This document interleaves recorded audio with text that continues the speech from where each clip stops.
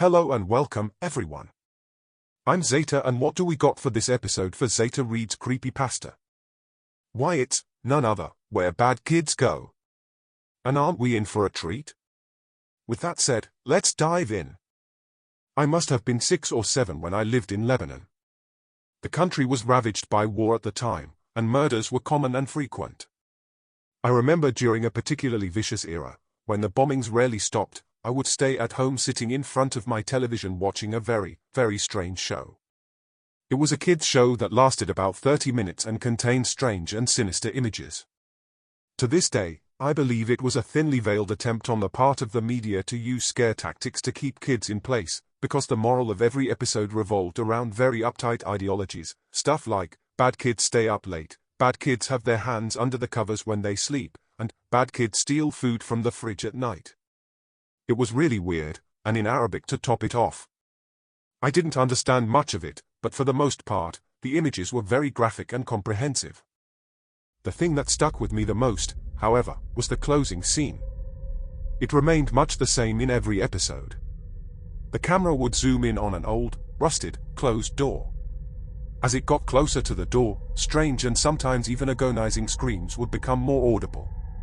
It was extremely frightening, especially for children's programming. Then, text would appear on screen in Arabic reading, "That's where bad kids go." Eventually, both the image and the sound would fade out, and that would be the end of the episode. About 15 or 16 years later, I became a journalistic photographer. That show had been in my mind all my life, popping up in my thoughts sporadically. Eventually, I'd had enough, and decided to do some research. I finally managed to uncover the location of the studio where much of that channel's programming had been recorded.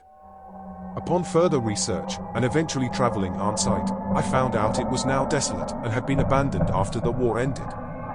I entered the building with my camera. It was burnt out from the inside. Either a fire had broken out or someone had wanted to incinerate all of the wooden furniture. After a few hours of cautiously making my way into the studio and snapping pictures, I found an isolated, out-of-the-way room. After having to break through a few old locks and managing to get the heavy door open, I remained frozen in the doorway for several long minutes. Traces of blood, feces, and tiny bone fragments lay scattered across the floor. It was a small room, and an extremely morbid scene. What truly frightened me, though, what made me turn away and never want to come back, was the bolted, caged microphone hanging from the ceiling in the middle of the room. Well then, ladies and gentlemen, that was Where Bad Kids Go, and now, we're ending this episode of Zeta Reads Creepypasta, and there'll be more in the works for the future. Until then, take care, and I'll see you, guys, next time. Thanks for watching.